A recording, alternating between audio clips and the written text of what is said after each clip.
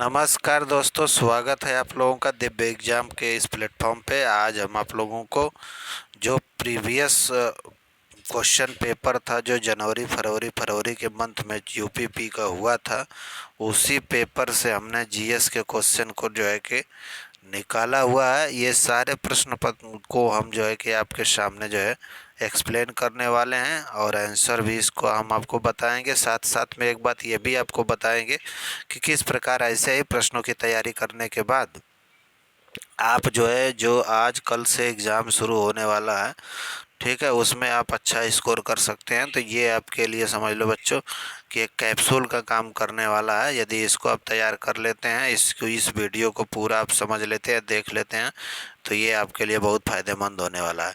तो चलो हम स्टार्ट करते हैं। पिछली बार का आपका जो फरवरी मंथ में एग्ज़ाम हुआ था, उसी में से ये क्वेश्चन हमने लिया है कि विश्व पुस्तक दिवस प्रत्येक वर्ष किस दिन मनाया जाता है?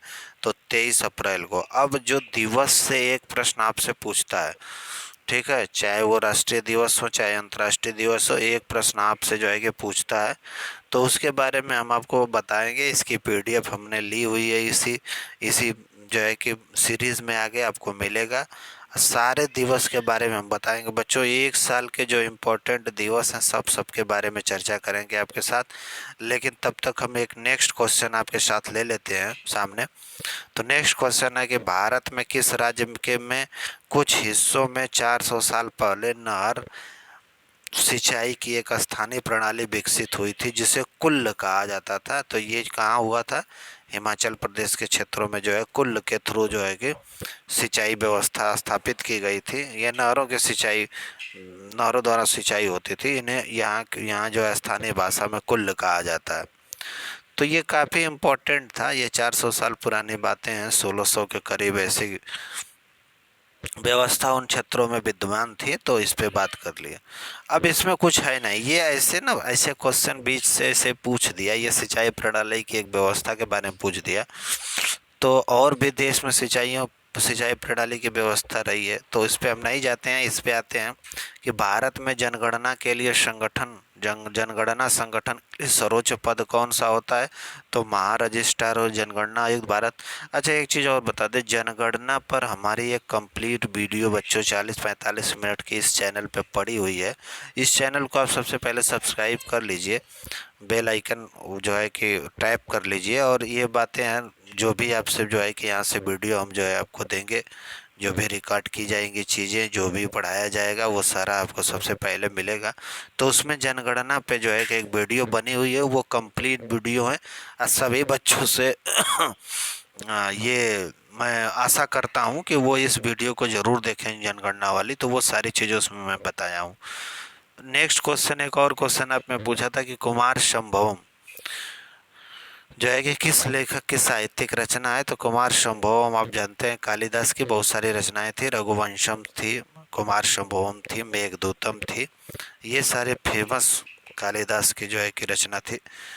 तो ये कालिदास हो गया। कालिदास के बारे में ये जानते हैं आपकी, ये चंद्रगुप्त द्वितीय के शासनकाल में जो है कि कालिदास थे उस समय। अच्छा, एक क्वेश्चन आपसे ये भी पूछा था बच्चों की नेशनल एल्युमिनियम कंपनी लिमिटेड का पंजीकृत कार्यालय कहाँ है? भुवनेश्वर उड़ीसा में है। इसको नेशनल एल्युमिनियम कंपनी यानी नाल्को भी कहा जाता है। तो भारत में जितने भी पब्लिक सेक्टर यूनिट है, यानी भारत सरकार की कंपनियां, 200-250 भारत सरकार की कंपनियां हैं बच्चों, उसमें किसी न किसी कंपनी के बारे में पूछ लेता है। ऐसी कोई बात नहीं है कि केवल महारत्ना कंपनियों के बारे में पूछता हो, नवरत्ना कंपनियां। देखो, भारत में जो सरकारी कंपनियां और प्राइवेट कंपनियों को लेकर एक कैटेगरी बनाई गई है। जो सबसे बड़ी कैटेगरी होती है वो महारत्ना कंपनियों की होती है, उससे छोटी नवरत्ना, उनसे छोटी मिनी रत्ना। ये कंपनियों की कैटेगरी उनके जो है कि कैपिटल्स यानी कि पूंजी की क्षमता के अनुसार जो है कि निर्धारित किया जाता है। तो ये एक प्रश्न था, इसके बारे में हम आपको बताएंगे कि भारत में कितने पीएसयूज हैं, कितनी पब्लिक सेक्टर यूनिट हैं, किनके कार्यालय कहाँ हैं, क्योंकि ये सिलेबस का हिस्सा है, इससे क्वेश्चन पूछा जाएगा। अगर हम बात करेंगे बच्चों, ये वर्ल्ड हेल्थ ऑर्गेनाइजेशन यानी विश्व स्वास्थ्य संगठन का मुख्यालय आपसे पूछ लिया था। आप जानते हैं जिनेवा में है। हमारे जो पुराने लोग रहे हैं वो ये कहते थे कि डब्ल्यू से स्टार्ट होने वाले जितने हेडक्वार्टर हैं वो जिनेवा में हैं, और पैसे रुपए की जितनी बात होती है वो उसके सारे हेडक्वार्टर वर्ल्ड बैंक के वे चाहे IMF के वे, समझ रहे हैं, इनके हेडक्वार्टर वाशिंगटन DC में है। तो ये छोटी सी ट्रिक बनाए हुए थे। तो हम जो है कि विश्व स्वास्थ्य संगठन की बात कर रहे थे, जिनेवा में है।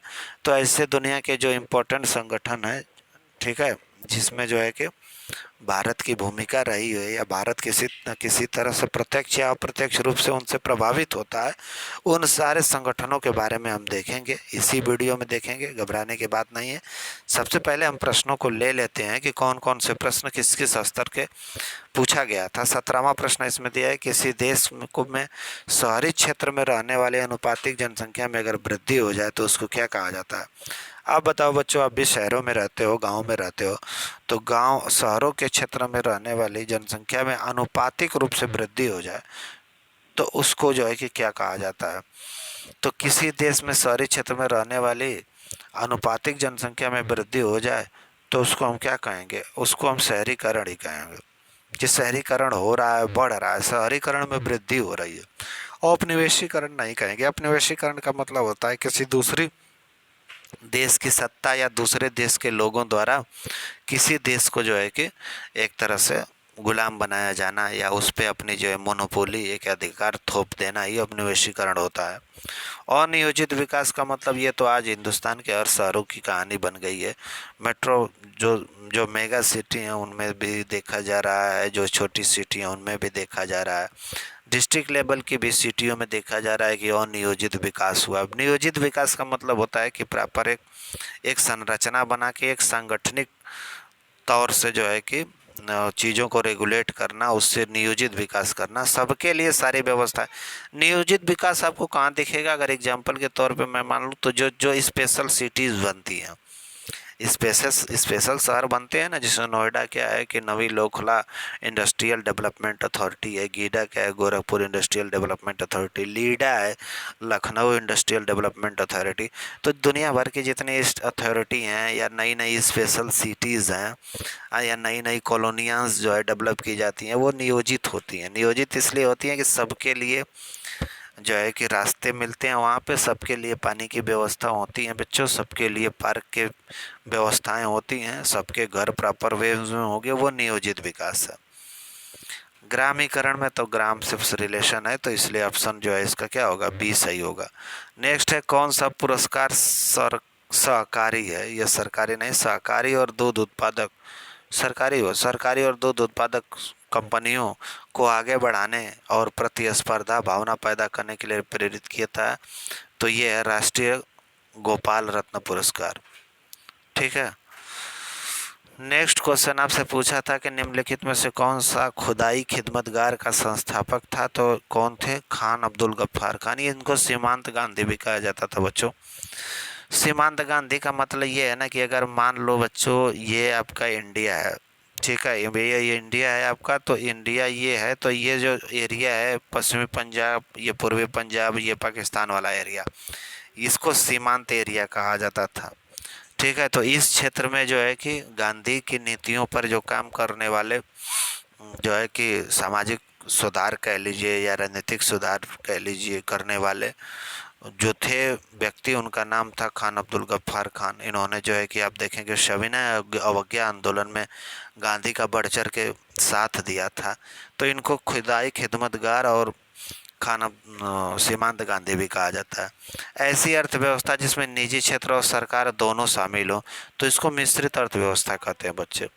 पूंजीवादी अर्थव्यवस्था वह अर्थव्यवस्था होती है जिसमें केवल कैपिटलिस्टों का जो एक रोल होता है, केवल पूंजीवाद होता है, सारी चीज़ें मार्केट पे डिपेंड करती हैं, यानी कि किसी भी तरह से कोई ऐसा काम नहीं किया जाता जिससे रेगुलेशन का काम हो। जैसे यहाँ पे मिश्रित अर्थव्यवस्था में एक तरफ से कंपनियां जो है कि किसी क्षेत्र को कंप्लीट कर रही हैं तो दूसरे क्षेत्र से सरकारों को इन्वॉल्व इसलिए होना पड़ता है मिश्रित व्यवस्था में बच्चों की, ताकि जो गरीबी से जूझ रहे लोग हैं उनके भी कल्याण के लिए कुछ काम हो सके।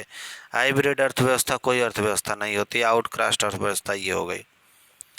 भारतीय राष्ट्रीय आंदोलन में निम्नलिखित में से किस घटना के बाद रविन्द्रनाथ टैगोर ने अपने नाइटहुड की उपाधि त्याग दी? तो आप जानते हैं जलियांवाला बाग हत्याकांड, नरसंहार जो हुआ था, इसके बाद जो है कि रविन्द्रनाथ टैगोर ने अपने नाइटहुड की उपाधि वापस कर दी। अंग्रेजी शासन यानी अंग्रेजी महारानी द्वारा जो है कि अंग्रेजों के दी जाती थी ये उपाधियाँ, नाइटहुड की उपाधि, वो जो रविन्द्रनाथ टैगोर जी को मिली थी। लेकिन जलियांवाला बाग हत्याकांड जो रॉलेट एक्ट पास हुआ, अंग्रेजों ने पास किया, कहा जाता है बच्चों के काला कानून है, उसके लिए एक स्लोगन चला था कि ना अपील, ना वकील, ना दलील, आप किसी तरह से आप अपने आप को नहीं बचा सकते हैं। अंग्रेजों ने ऐसा एक कानून बनाया था रॉलेट एक्ट, जिसमें कहा था कि हम किसी को भी शक या संदेह के आधार पर गिरफ्तार कर सकते हैं। उसके विरोध में आप जानते हैं डॉक्टर सैफुद्दीन और किचलू जो है कि पंजाब में बहुत बड़ा आंदोलन खड़ा कर रहे थे और उनको गिरफ्तार किया गया। उनकी गिरफ्तारी को विरोध में दोबारा जो है कि लोग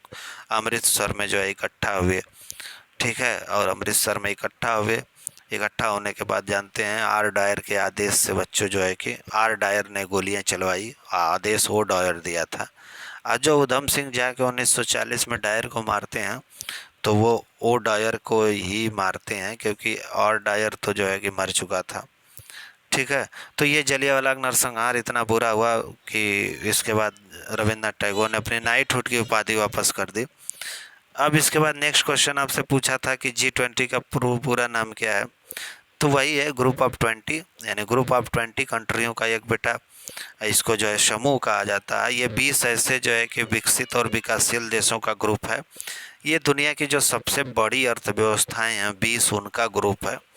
ये सारी पूरी दुनिया के लिए राजनीतिक, आर्थिक और ऐसे निर्णय लेते हैं जिससे जो है कि विकास को आगे बढ़ाया जाए। तो ये है। भारत में राष्ट्रव्यापी जीएसटी का विचार सबसे पहले किसने प्रस्तावित किया था? तो ये आपके केलकर समिति द्वारा जो है कि इस बात को रखा गया था, जीएसटी के बात को। आप जानते हैं 1 जुलाई 2017 से भारत में जीएसटी लागू है। गुड्स एंड सर्विसेज टैक्स, उसको 3 कैटेगरी में डिवाइड किया गया है, CGST, IGST और SGST, आप जानते हैं। नेक्स्ट क्वेश्चन था कि भारत में निम्नलिखित में से कौन सा पड़ोसी देश भारत के साथ भूमि साझा नहीं कर सकता? एक क्वेश्चन देखो इस चैप्टर से भी पूछता है, तो इसके बारे में मैं भी आपको बताऊंगा। PDF में आपको सारी बातें समझाई जाएगी, टेंशन मत लीजिए। इससे मैं जो जुड़ा हुआ PDF है उसको भी इसमें ऐड किया हूँ, आगे आने पे मैं आपको समझाऊंगा। इस क्लास को पूरा देखना है, कंप्लीट करना है, बीच में छोड़ के नहीं जाना है। जितने लोग देख रहे हैं उसको ज़्यादा से ज़्यादा शेयर करें, और सब्सक्राइब तो सबको करना अनिवार्य है। लोग सब्सक्राइब भी नहीं कर रहे हैं, करना चाहिए सब्सक्राइब करने से दरअसल आपका कुछ नुकसान हो नहीं जाएगा। तो जब आपका कोई नुकसान नहीं तो सब्सक्राइब कर दीजिए, ताकि हमको जो है कि इस कार्य में और प्रोत्साहन मिले, ठीक है। तो कौन सा देश पड़ोसी देश जो है भारत के साथ भूमि साझा नहीं करता? तो भूमि साझा नहीं करने वाला हमारा पड़ोसी देश मालदीव ही है। भूटान के साथ तो हम लैंड बॉर्डर जो है शेयर करते हैं, नेपाल के साथ भी, म्यांमार के साथ। टोक्यो जो है कि एशिया के निम्नलिखित में से किस देश की राजधानी? आसान क्वेश्चन है, जापान की राजधानी। यानी कि अपने पड़ोसी देशों की राजधानी आपको पता होनी चाहिए। संयुक्त राज्य अमेरिका है बच्चों, उसमें ग्रैंड कैनियन जो है किस नदी पे बनता है? तो आप जानते हैं कि संयुक्त राज्य अमेरिका की कोलोराडो नदी जो है ग्रैंड कैनियन का निर्माण करती है। कैनियंस क्या होते हैं, गार्ज क्या होते हैं, जियोग्राफी में ये एक्सप्लेन करने वाली चीज़ें हैं। जो गहरे खज होते हैं, जब ऊंचाइयों से नदियाँ, गहरे खड्डे की बात हो रही है, ठीक है, जब ऊंचाई से नदियाँ गिरती हैं तो कैनियंस और जो है कि तमाम चीज़ों का निर्माण करती हैं। नर्मदा निम्नलिखित में से कहाँ मिलती है? तो आप जानते हैं नर्मदा अरब सागर में गिरने वाली नदी है। भारत में नर्मदा, तापी और माही, ये 3 ऐसी नदियां हैं जो भारत में पश्चिम की ओर बहती हैं। अगर नर्मदा की बात करें तो जानते हो बच्चों, अमरकंटक की पहाड़ियों से निकलने वाली शानदार नदी है, पवित्र नदी है, जीवनदायिनी नदी है। वो नर्मदा नदी का इतिहास है। नर्मदा नदी घाटी में सबसे पहले आप देखेंगे कि सबसे पहले मानवों के अवशेष मिले हैं, बहुत सारे ऐसे एविडेंसेस मिले हैं। हम इसको पूरा पाषाण कालिक स्थलों के रूप में भी बच्चों बहुत सारी साइट मिली हैं। तो नर्मदा नदी हमारी बहुत ही प्राचीन नदी है। जिस प्रकार जो है कि उत्तर प्रदेश और बिहार इत्यादि वाले क्षेत्रों में, उत्तराखंड में गंगा नदी को माँ माना जाता है, उसी तरह से MP के लिए ये माँ है। और ये कहाँ जाके गिरती है? अरब सागर में गिरती है। ये एस्चुरी बनाती हैं, डेल्टा नहीं बनाती हैं। डेल्टा बनाने वाली नदियाँ जैसे डेल्टा बनाती हैं तो इस आकार में जो है कि ना समुद्र से मिलने के से पहले इस डेल्टा के आकार में मिट्टी को या सेडिमेंट को या आप कह लो कि जो भी गाद वगैरह हैं सब उसको इकट्ठा कर देता है, तो इसको ही जो है कि डेल्टा कहते हैं। लेकिन ये एस्चुरी बनाने वाली नदियाँ डायरेक्ट गिरती हैं। हाँ, तो ये हमने क्वेश्चन यहाँ पे आपको दिखाया। एक बात और मैं आपको बता दूं, अभी क्वेश्चन बचा हुआ है। तो ये तो हम एक्सप्लेन करेंगे। ये जो हम आपको पीडीएफ दिखा रहे हैं बच्चों, इसी में पीडीएफ की बात कर रहा था कि ये सारा पीडीएफ मैं आपके लिए लाया हूँ और बहुत आपके लिए ये जो है कि कारगर साबित होने वाला है। इस वीडियो को लास्ट में आप देख के जाना, इससे जो है कि आपका जो है कि सारा जो बचा है 15-20 क्वेश्चन का तो आप लेट कर ही जाओगे, क्योंकि ये जो बनाए हैं डिटेल्स बनाए हैं और जिस डिटेल में हम ये भी बातें दिए हैं कि जो जो क्वेश्चन पूछा जा रहा है उसी के इर्द गिर्द से हम क्वेश्चन बनाए हुए हैं। ठीक बच्चों, तो उसी के इर्द गिर्द के सारे क्वेश्चन हम आपको कराएंगे जिससे आपका जो है कि प्रॉब्लम सॉल्व हो जाए। और आते हैं जहाँ से हमने जो है कि समाप्त किया था। एक सेकंड, यहाँ से समाप्त किया था। हाँ, तो आप समझ ही गए, हमने जली वाली की बात कर दी। अब नीली क्रांति निम्नलिखित में से किससे संबंधित है? तो मत्स्य पालन से संबंधित है। तो ये जो क्रांतियां हैं इनको आपको देख लेना, एक क्वेश्चन इससे पूछा जाएगा आपको। निम्नलिखित में से किस एप्लीकेशन का उद्देश्य है कि नागरिक के डिजिटल दस्तावेज और वॉलेट के में प्रमाणिक डिजिटल दस्तावेजों तक पहुंच सके और नागरिकों का डिजिटल सशक्तिकरण हो सके? तो डिजी लॉकर में यही सारी चीज़ें जो है कि सेफ हैं। निम्नलिखित में से कौन सा टाटा स्टील लिमिटेड के संस्थापक हैं? तो आप जानते हैं सर जमदेश जी नूसरवन जी टाटा जी हैं, यही टाटा स्टील के संस्थापक है बच्चों। आज़ादी से पहले, आज़ादी में भी इनका बड़ा योगदान रहा है टाटा का। आज भी उनकी जो टाटा एयरलाइंस थी उसको इंडियन एयरलाइंस में कन्वर्ट कर दिया गया 1950 के बाद। भारत ने इनकी जो है कि एयरलाइन सर्विस को गवर्नमेंटेड कर लिया। ये कुछ बोले भी नहीं हो, ये भी चाहते थे कि हमारी वजह से अगर देश में किसी भी तरह का डेवलपमेंट हो रहा है तो हम उसका सहयोग हमेशा करते रहेंगे। आज भी आप जानते हैं बच्चों टाटा को कि सबसे ज़्यादा दान देने वाले इंसान यही हैं। उत्तर प्रदेश की टैग लाइन क्या है? तो सुरक्षा है आपकी, संकल्प हमारा, ये है उत्तर प्रदेश की टैग लाइन। पूछता है पुलिस की भर्ती परीक्षा है तो पुलिस के बारे में टैग लाइन पूछा जाता है। आर्यभट्ट परीक्षण विज्ञान अनुसंधान संस्थान उत्तराखंड के नैनीताल जिले में है ये। नेक्स्ट क्वेश्चन का नाम है बच्चों कि उन गीतों के नाम बताइए जो राधा और कृष्ण के दिव्य प्रेम का गुणगान करते हैं। एक बात मैं आपको बता दूं, जब आप यूपी स्पेशल पढ़ेंगे, हमारी वीडियो है यूपी स्पेशल पे, तो उस गीत का नाम बताना है जो राधा कृष्ण के दिव्य प्रेम का गुणगान करते हैं। आप जानते हैं चार कुला जो है ना ब्रज क्षेत्र का एक नृत्य है। कजरी आप जानते हैं कि आप मिर्जापुर क्षेत्र में, हाँ, सावन के महीने में गाना अरे गाई जाने वाली एक गीत है। रसिया उनका जो है कि एक तरह से आप कह लीजिए कि राधा कृष्ण के प्रेम पर आधारित गीत है। वस्त्र मंत्रालय ने निम्न में से किसका उत्पादन करने वाले किसानों को सुविधा देने के लिए पाट मित्र एप्लीकेशन जारी किया है? तो जूट या पटसन के लिए। थंगका राज्य में सबसे लोकप्रिय कला शैली है सिक्किम का। एक मैं बात बता दूंगा बच्चों कि ये सारी शैली हैं, ये जो उत्सव है इसके बारे में हम आपको बताएंगे। पूछ रहा है 2016 में विमुद्रीकरण के समय भारत के प्रधानमंत्री कौन थे? तो ऑप्शन ये सही है। प्रभावती गुप्त के बारे में कह रहा है कि गुप्त साम्राज्य में निम्नलिखित में से किस शासक की बेटी थी? तो प्रभावती गुप्त वाला ये आपको होमवर्क है, यही आपको जो है कि बताने हैं कि प्रभावती गुप्त जो गुप्त थी वो गुप्त साम्राज्य में किस शासक की बेटी थी। अब आ जाइए, निम्नलिखित में से कौन सा व्यय केंद्र सरकार या के भौतिक या वित्तीय संस्था संपत्तियों के निर्माण के अलावा अन्य उद्देश्यों के लिए किया जाता है? अच्छा एक बात बताओ, सरकार के दो तरह के जो है कि व्यय हैं। एक को कहा जाता है पूंजीगत व्यय, एक को कहा जाता है राजस्व व्यय। पूंजीगत व्यय का मतलब ये होता है, जैसे आपके परिवार की हम बात कर लें तो पूंजीगत व्यय मतलब आप जैसे मान लो किसी भी प्रकार के मशीन खरीद के लाए, ट्रैक्टर खरीद के लाए या किसी भी तरह के टूल्स खरीद के ला रहे हैं तो वो आप पूंजीगत व्यय कर रहे हैं। ठीक है, पूंजीगत व्यय आप ये भी कर रहे थे, शहरों में आप मकान बना रहे हैं, फिर भविष्य में आने वाले समय में उससे रेंट मिल रहा है। पूंजीगत व्यय का मतलब होता है बेटा ना ऐसा खर्चा या उन चीज़ों में पैसा खर्च करना जो भविष्य में जो है कि तुमको पैसा कमा के दे सके, उसको सिंपल लैंग्वेज में एकदम गांव की लैंग्वेज में ये पूंजीगत व्यय की परिभाषा है। तो सरकारें भी दो तरह से पूंजीगत व्यय करती हैं। सरकार भी एक परिवार है, पूरा देश उसके लिए परिवार है। पूंजीगत व्यय करती है जिससे भविष्य में हमको कमाई हो सके। अगर पुल बनवा रही है तो वो भी पूंजीगत व्यय है, क्योंकि आने वाले समय में उसी पुल से उसको टोल टैक्स मिलेगा। पूंजीगत व्यय के अलावा एक और व्यय होता है जिसको कहते हैं राजस्व व्यय। तो ये राजस्व व्यय है। राजस्व व्यय का मतलब ये आम आम खर्चा, जैसे आपका राजस्व व्यय है, आप जाते हैं मिठाई समोसा खाना पीना कपड़ा, ये सारी चीज़ों पे जो खर्च करते हैं, पेट्रोल डाल के जो है कि ये यहाँ से लेके वहाँ तक जो है घूमते हैं, तो वो भी आपका खर्चा। तो जो दिन प्रतिदिन का फालतू खर्च है जिससे कोई कमाई नहीं होती है, वो फ्यूचर नहीं जनरेट करता, तो इसकी वजह से जो है उसको राजस्व व्यय कहते हैं। प्राचीन जैन बौद्धों के अनुसार कुल कितने महान जनपद थे बच्चों? तो 16 थे। ऑप्शन भी देखो आसानी बनाता है। ये पुलिस की परीक्षाएं हैं, कोई सिविल सर्विसेज का एग्ज़ाम नहीं है कि ऑप्शन आपसे क्लिष्ट पूछेगा। देखो यहाँ 16 दिया है, 12 दिया है, 14 दिया है, 10 दिया है। 16 याद होंगे, कुछ लोग 8 याद रखे होंगे जो यूपी वाले हैं, समझ रहे हैं? तो या तो इनमें आप कंफ्यूज होते, यहाँ तो ऐसा ऑप्शन ही बना दिया कि 3 को छोड़ के यही होगा ही होगा।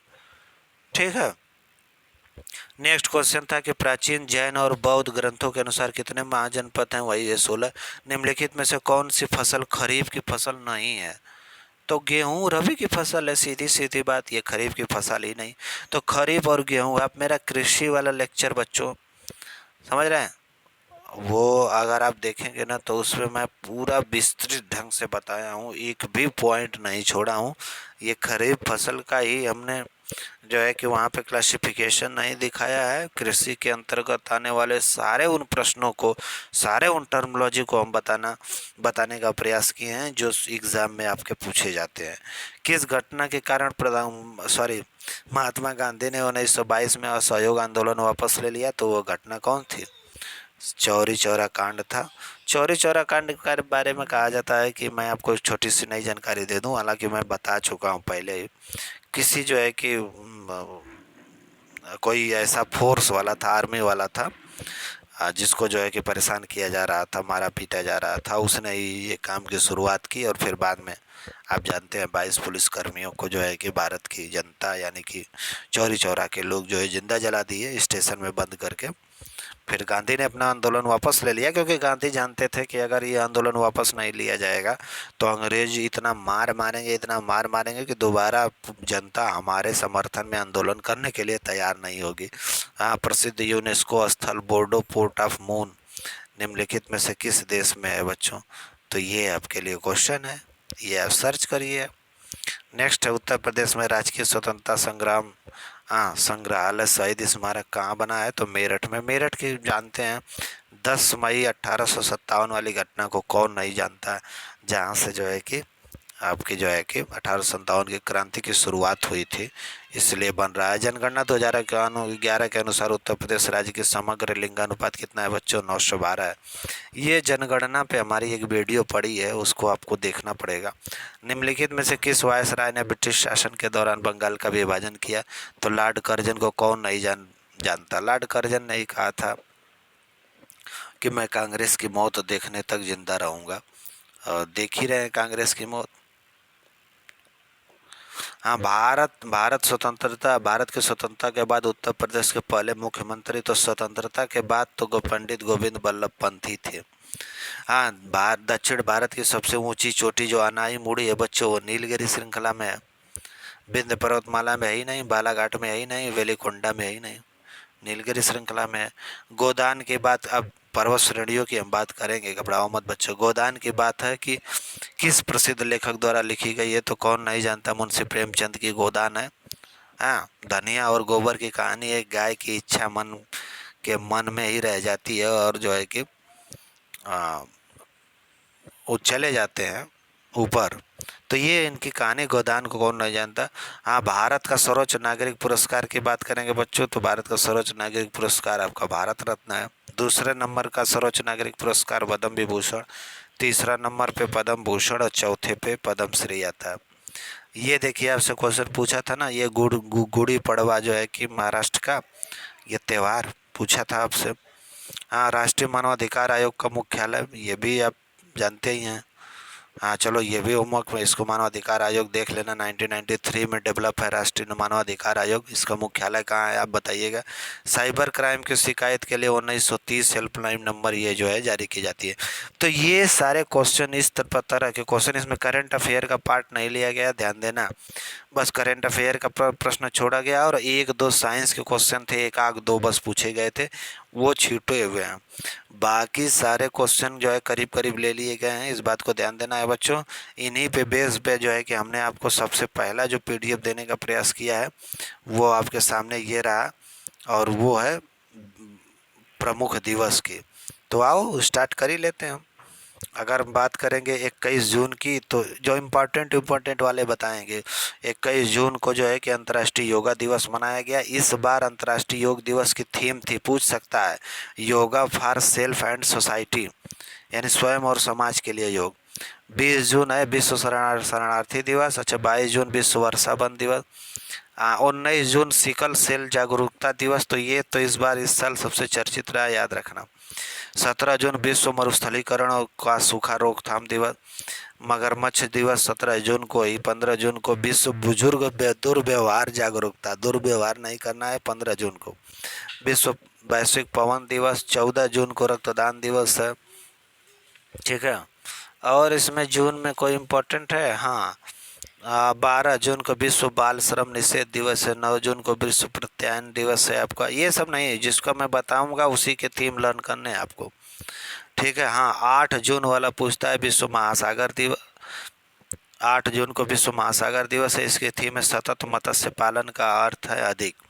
विश्व खाद्य सुरक्षा दिवस 7 जून, ये भी इम्पोर्टेंट है, सुरक्षित भोजन और बेहतर स्वास्थ्य, ये इसका थीम था।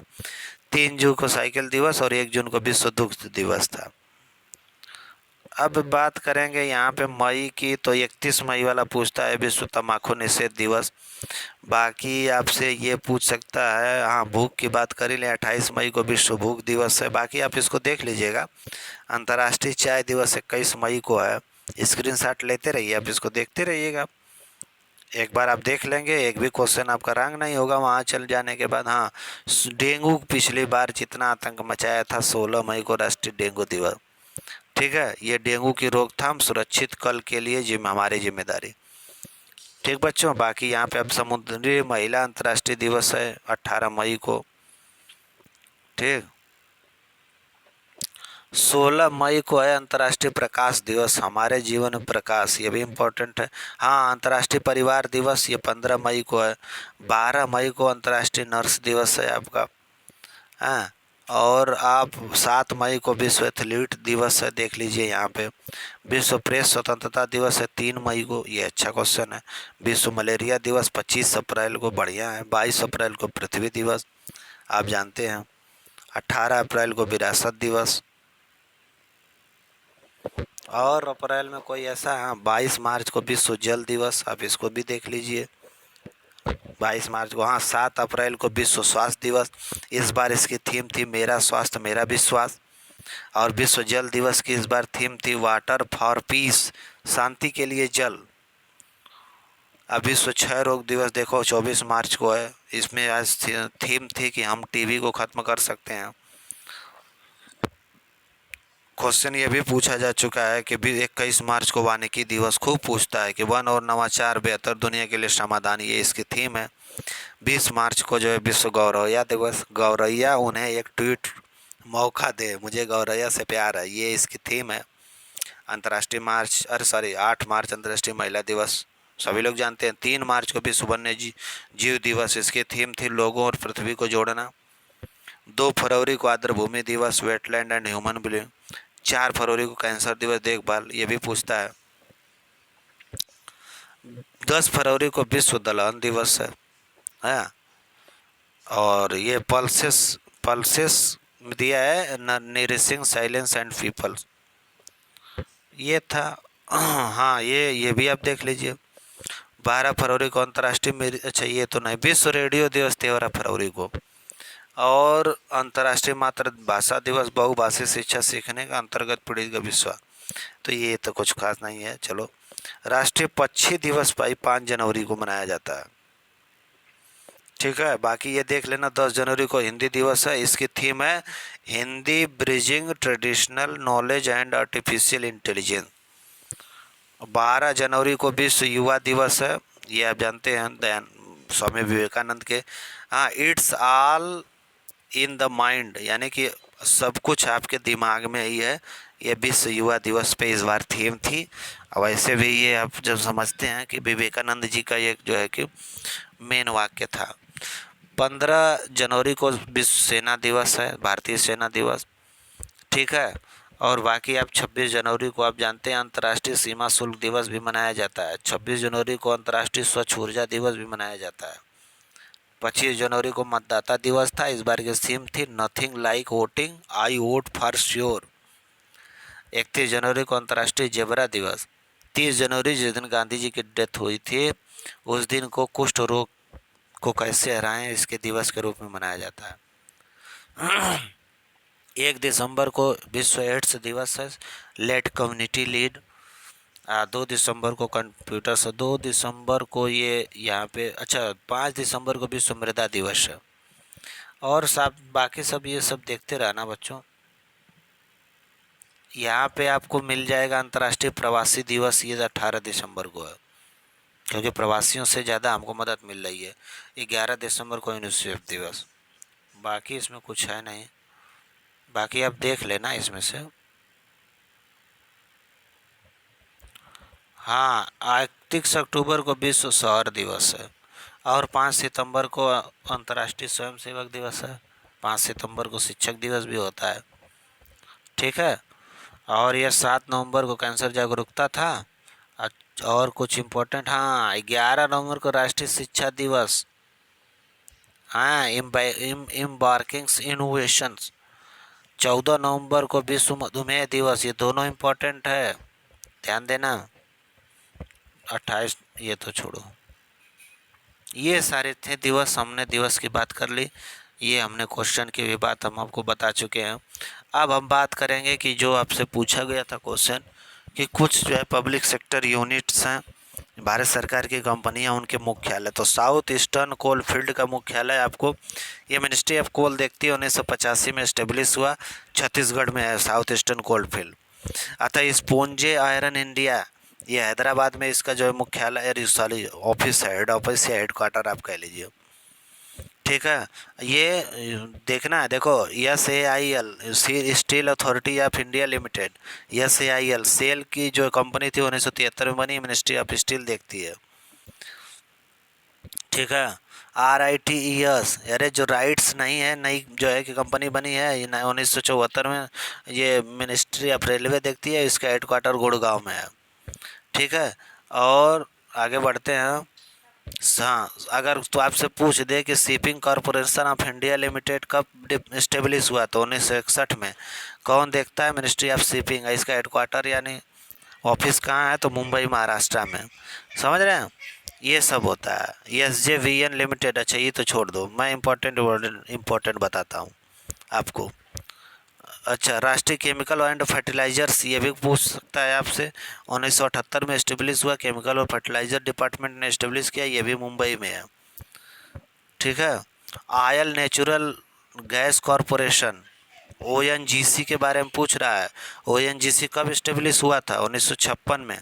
और ministry of petroleum and natural gas देखता है, और इसका हेडक्वार्टर्स यानी कि ऑफिस कहाँ है, देहरादून के उत्तराखंड में।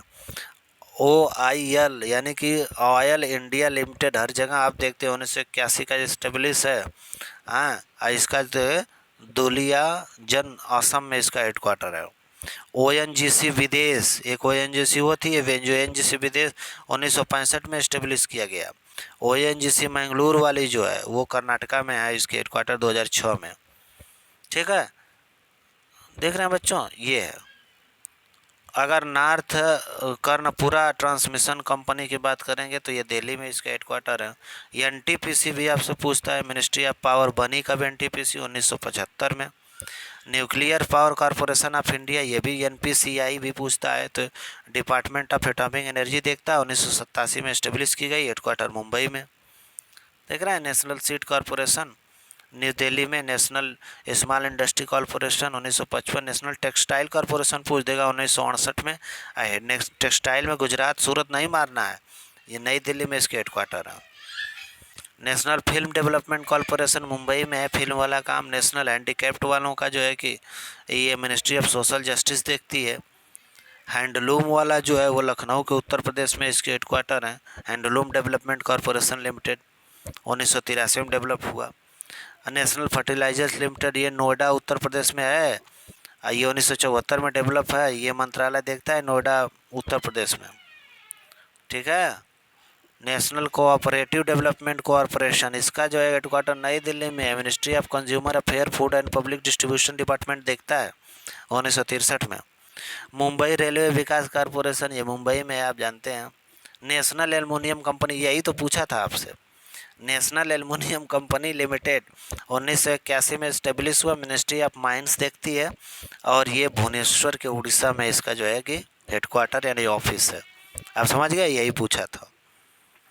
महाराष्ट्र, अच्छा ये नहीं, महानदी कोल फील्ड लिमिटेड है, तो ये संबलपुर में महानदी। अब मैंगलोर रिफाइनरी मैंगलोर में पड़ेगी। मैग्नीज और इंडिया, ये नागपुर में है।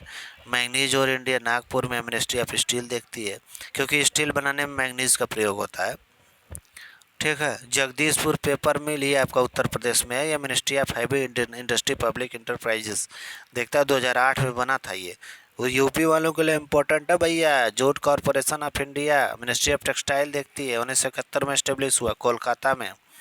जूट कॉरपोरेशन ऑफ इंडिया का हेडक्वार्टर। मेडिसिन और पैरामेस्यूटिकल्स जो है, ये कॉरपोरेशन जो है आपका अल्मोड़ा उत्तराखंड में है।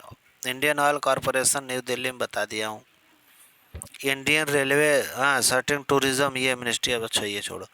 आई आर इरकॉन जो है 1976 ministry of railway new Delhi में। इंडियन रेलवे कंस्ट्रक्शन लिमिटेड है जो। हिंदुस्तान पेपर कॉरपोरेशन की बात करें कोलकाता में। हिंदुस्तान साल्ट वाला आ जाएगा तो जयपुर में। हिंदुस्तान शिपयार्ड आ जाएगा तो विकासा। ये तीनों हिंदुस्तान से जो जुड़ा है, याद रखना, विशाखापट्टनम में आ जाएगा शिपयार्ड वाला, ठीक है। और एक चीज़, फर्टिलाइजर कॉरपोरेशन ऑफ इंडिया, हाँ तो ये तो आप जानते हैं नोएडा उत्तर प्रदेश में 1961 में। फूड एफसीआई का खूब नाम सुन रहे हैं, इसकी स्थापना 1965 में हुई थी। हेडक्वार्टर नई दिल्ली में है। गेल का आप नाम सुने होंगे, मिनिस्ट्री ऑफ पेट्रोलियम देखती है, न्यू दिल्ली में इसका हेडक्वार्टर है। कोस्टल महाराष्ट्र मेगा पावर, ये कोस्टल तमिलनाडु, ये सब कोस्टल महाराष्ट्र का महाराष्ट्र में, तमिलनाडु पावर वही इसका हेडक्वार्टर यहाँ पे है। कोचिन शिपयार्ड कोच्चि में मिलेगा, आप जानते हैं। कॉटन, अच्छा कॉटन कोऑपरेशन ऑफ इंडिया पूछ दे, मिनिस्ट्री ऑफ टेक्सटाइल, तो मुंबई और महाराष्ट्र में है। भारत पेट्रोलियम खूब आप सुने हैं, मुंबई में है इसका हेडक्वार्टर। भारत संचार निगम बीएसएनएल को आप बताइए, हेडक्वार्टर नई दिल्ली में। कम्युनिकेशन डिपार्टमेंट देखता है, 2000 में बनी वो कंपनी। भारतीय नाभिकीय विद्युत निगम, ये डिपार्टमेंट ऑफ एटॉमिक एनर्जी देखता है, चेन्नई में है ये। अब हम आपको कुछ बात करेंगे बच्चों संगठन की, जो हमने बताया था कि हमने बहुत सारे संगठनों को भी इसमें समाहित किया है। संयुक्त राष्ट्र संगठन के बारे में कहा जाता है कि इसका मुख्यालय न्यूयॉर्क में है, जो यूएस में पड़ता है। यूनिसेफ, संयुक्त राष्ट्र बाल आपातकालीन कोष हिंदी में कहा जाता है, इसका भी हेडक्वार्टर कहाँ है बच्चों? न्यूयॉर्क में ही है। न्यूयॉर्क कहाँ पड़ता है? यूएसए में, अमेरिका में। और संयुक्त राष्ट्र जनसंख्या कोष यानी कि यूएन, हाँ पॉपुलेशन फंड, न्यूयॉर्क में ये भी है, देख लेना। संयुक्त राष्ट्र महिला कहाँ? ये भी न्यूयॉर्क में है। संयुक्त राष्ट्र सुरक्षा परिषद, ये भी न्यूयॉर्क में है। सुरक्षा परिषद में 5 परमानेंट मेंबर, 10 अस्थायी सदस्य हैं। अंतर्राष्ट्रीय मुद्रा कोष तो हमने बताया, ये पैसा रुपये वाली बात आएगी तो वाशिंगटन डीसी में है। बाकी ध्यान देना, सुरक्षा परिषद, संयुक्त राष्ट्र, संयुक्त राष्ट्र, संयुक्त राष्ट्र, संयुक्त राष्ट्र, संयुक्त राष्ट्र, सब में लिखा हुआ है। सारे कहाँ हैं? न्यूयॉर्क में। अब विश्व, ये हम आ गए आईएमएफ की बात तो वाशिंगटन में, विश्व बैंक समूह तो वाशिंगटन में, स्वास्थ्य में तो जिनेवा में, अंतर्राष्ट्रीय श्रम यानी आईएलओ भी कहाँ है? जिनेवा में ही है। रेड क्रॉस समिति, ये भी जिनेवा में है। विश्व WTO, W से शुरू है तो जिनेवा में होगा। W से ये भी शुरू है, देखो वर्ल्ड मेट्रोलॉजिकल साइंटिफिक ऑर्गेनाइजेशन, ये भी जिनेवा में है। ये भी देखो, विश्व यानी कि वर्ल्ड आप समझ रहे हैं, Intellectual Properties Organisation WIPO। WIPO भी कहाँ है, जिनेवा में है।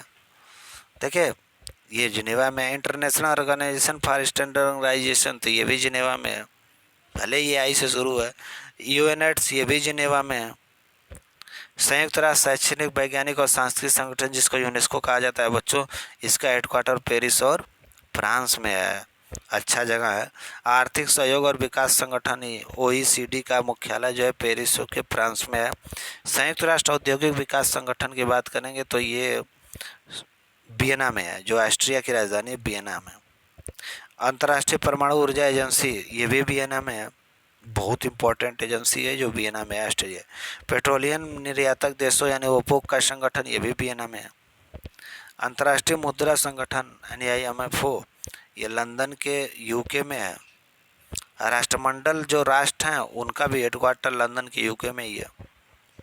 राष्ट्रमंडल देश उन देशों को कहा जाता है जो देश कभी न कभी कॉलोनियल पीरियड से गुजरे हों, यानी किसी न किसी के गुलाम बने हों, और आज वो किसी न किसी के नहीं अंग्रेजों के गुलाम बने हों, उनको राष्ट्रमंडल राष्ट्र कहा जाता है। अंतर्राष्ट्रीय क्षमा यूनाइटेड किंगडम में है। FAO के बारे में सुना है ना, खाद्य एवं कृषि संगठन, इसका संगठन मुख्यालय रोम इटली में है। नाटो जो है ब्रुसेल्स में है। यूनिवर्सल पोस्टल यूनियन ये बर्न के स्विट्जरलैंड में है। दक्षिण पूर्व एशियाई राष्ट्र संघ आसियान की कहाँ है पे हेडक्वार्टर, जाकार्ता इंडोनेशिया। एशिया प्रशांत APEC का Queenstown Singapore. Transparency International Berlin Germany. अंतर्राष्ट्रीय अक्षय ऊर्जा एजेंसी अबू धाबी। दक्षिण एशिया क्षेत्रीय सहयोग संगठन काठमांडू, क्षेत्रीय सहयोग इसके साथ हमारा रहता है। इस्लामिक सहयोग संगठन जेद्दा सऊदी और अरब, ये तीनों इस्लामिक सहयोग संगठन में आते हैं। भारतीय सहयोग के लिए भारतीय भाषा विश्व प्रकृति निधि इंग्लैंड में है। और बेटा ये रासायनिक हथियार पर निषेध नीदरलैंड में। अंतर्राष्ट्रीय ओलंपिक समिति लोसाने में है, ये पूछ सकता है क्योंकि ओलंपिक हुआ है। विश्व आर्थिक मंच आप समझ रहे हैं, तो ये जिनेवा के स्विट्जरलैंड में है। अंतर्राष्ट्रीय प्रकृति IUCN ये भी ग्लैंड स्विट्जरलैंड में है, ग्लैंड स्विट्जरलैंड में। अंतर्राष्ट्रीय स्मारक एवं शहीद स्थल परिषद ये पेरिस फ्रांस में है। संयुक्त राष्ट्र पर्यावरण कार्यक्रम जिसको UNEP कहा जाता है, ये कहाँ पे है, केनिया के नैरोबी में। अब संयुक्त राष्ट्र शरणार्थी उच्चायुक्त जिनेवा में है, ये नहीं इम्पोर्टेंट है, जोखिम वाला भी अंतर्राष्ट्रीय नागरिक विमानन वाला देख लेना, इसको स्टॉप करके ले लेना। हाँ, संयुक्त राष्ट्र विकास कार्यक्रम अगर UNDP की बात करेंगे तो ये भी कहाँ है बच्चों, न्यूयॉर्क में ही है, ठीक है। कृषि विकास के लिए अंतर्राष्ट्रीय कोष तो वो तो इम्पोर्टेंट है, ये रोम इटली में है। अंतर्राष्ट्रीय दूरसंचार संघ ये भी जिनेवा में है, कमाल की बात। संयुक्त राष्ट्र विश्व पर्यटन संगठन ये तो पर्यटन की बात है तो स्पेन वाला। संयुक्त राष्ट्र विश्वविद्यालय में टोक्यो जापान की आई, अंतर्राष्ट्रीय विद्यालय में द हेग। व्यापार और विकास पर संयुक्त राष्ट्र सम्मेलन जिनेवा में। संयुक्त राष्ट्र पर्यावास करे के रही तो वो लोग कहाँ हैं, नैरोबी केनिया में संयुक्त राष्ट्र। और विश्व खाद्य कार्यक्रम WFP ये विश्व खाद्य कार्यक्रम, इसका जो है कि कहाँ मुख्यालय है, रोम के इटली में। तो ये बातें हुई थी। और इसके बाद जो है कि हम जो है, हाँ ये इम्पोर्टेंट क्वेश्चन था जो पोर्ट के बारे में बार बार पूछता है। तो बच्चों देखो हम इसमें जो है ना भारत के कुछ 13 प्रमुख बंदरगाहों की सूची लेके आए हैं, 12 इसमें गवर्नमेंटेड है, एक जो है आपका जो है कि प्राइवेट सेक्टर का। तो चेन्नई पोर्ट तमिलनाडु में मिलेगा, कोच्चि केरला मिलेगा, एन्नोर तमिलनाडु में, कोलकाता पश्चिम बंगाल, कांडला गुजरात, मंगलोर कर्नाटक, मुंबई पोर्ट महाराष्ट्र, जवाहरलाल नेहरू पोर्ट महाराष्ट्र। हाँ, पारादीप पोर्ट जो है आपका उड़ीसा में, तूतीकोरन आपका तमिलनाडु में, विशाखापट्टनम आंध्र प्रदेश में, पोर्ट ब्लेयर ये अमार गोवा कहाँ है, गोवा में है। तो ये 13 इम्पोर्टेंट जो है कि आपके क्या थे, प्रमुख बंदरगाह थे। कांग्रेस के जब गठन नहीं हुआ था तो इससे पूर्व जो है कि कुछ राजनीतिक संस्थाएं थी जो अंग्रेजों के खिलाफ काम कर रही थी। कुल मिला जुला के अंग्रेजों से जो है कि अपनी जो है बातें मनवाने के लिए जो है कार्यरत थी। तो उसमें कौन कौन सी संस्था थी, जब तक कांग्रेस नहीं बना था, 1885 में कांग्रेस की स्थापना हुई, तो उससे पहले कौन सा ऐसा राजनीतिक दबाव था जो अंग्रेजों को पकड़े हुआ था उसका हाथ? तो कौन सी ऐसी जो है कि राजनीतिक पावर थे, कौन सा ऐसा सामाजिक दबाव था जिससे अंग्रेज कंट्रोल में रहते थे? 1836 में बंग भाषा का प्रकाशन सभा आई, 1838 में जमींदारी एसोसिएशन आया, 43 में बंगाल ब्रिटिश इंडिया सोसाइटी आई, 51 में ब्रिटिश इंडिया एसोसिएशन आया, 66 में ईस्ट इंडिया एसोसिएशन आया, 67 में पूना सार्वजनिक सभा, 75 में इंडियन लीग और 78 में कलकत्ता भारतीय एसोसिएशन, और 1884 में जो है कि मद्रास महाजन सभा, 1850 में बॉम्बे प्रेसिडेंसी एसोसिएशन। तो 1885 में भी कांग्रेस का भी स्थापना हुआ, तो यहाँ पे आप कांग्रेस भी लिख सकते हैं, कांग्रेस। इससे पहले ये सारे संगठन थे जो अंग्रेजों के खिलाफ जो है कि डटकर सामना कर रहे थे बच्चों, इनकी सबसे बड़ी बहादुरी का काम था। अब क्या है, अब भारतीय राष्ट्रीय कांग्रेस की बात कर लें। कुछ इम्पोर्टेंट ऐतिहासिक जो है कि जो क्षण रहे आज़ादी के समय। कांग्रेस का स्थापना 28 दिसंबर 1885 में मुंबई में। स्वदेशी और बहिष्कार आंदोलन कब शुरू हुआ? 1905 में। मुस्लिम लीग की स्थापना कब हुई? 1906 में। गदर आंदोलन कहाँ हुआ? 1913 में। होम रूल मूवमेंट 1916 में, एनी बेसेंट और तिलक द्वारा। गदर मूवमेंट ठीक है, लाला हरदयाल वाली बात, तो 1913 में। होम रूल 16 में, चंपारण 17 में, खेड़ा 17 में और अहमदाबाद 18 में। ये 3 आंदोलन जो है गांधी को जीरो से हीरो बनाया। इसके बाद रौलेट एक्ट 1919 में सत्याग्रह चला, उसका असहयोग 1920 में, सविनय अवज्ञा 1930 में, भारत छोड़ो आंदोलन भी 1930 में ही चला। क्रांतिकारी आंदोलन के मुख्य कारण क्या थे? मुख्य कारण यह था कि 1909-10 में नासिक कांड में बीडी सावरकर को आजीवन कारावास दे दिया गया। इसकी वजह से और आतंक क्रांतिकारी भड़क गए। अलीपुर कांड में अरविंदो घोष पर मुकदमा चला। 1908 में ढाका कांड में पुलिन दास को 7 साल की सजा हो गई। इससे हमारे और आंदोलनकारी क्रांतिकारी भड़क गए। 1915 में दिल्ली कांड में लॉर्ड हार्डिंग पर बम फेंक दिया गया।